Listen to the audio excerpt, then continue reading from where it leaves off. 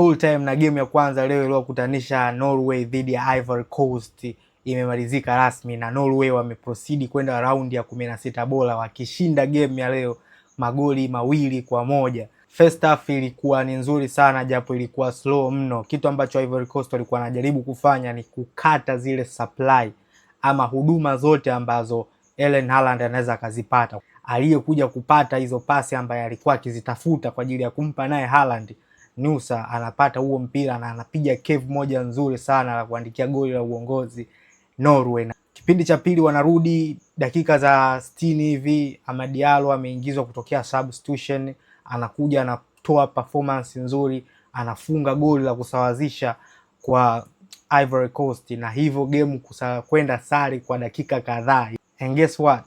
Erling Haaland anawaandikia goli la pili Norway, na ndio goli ambalo limewapa ushindi katika mchezo huu. Baada ya zile dakika za nyongeza 7 kumalizika, na Norway ni rasmi sasa wanafuzu kwenda hatua inayofuata.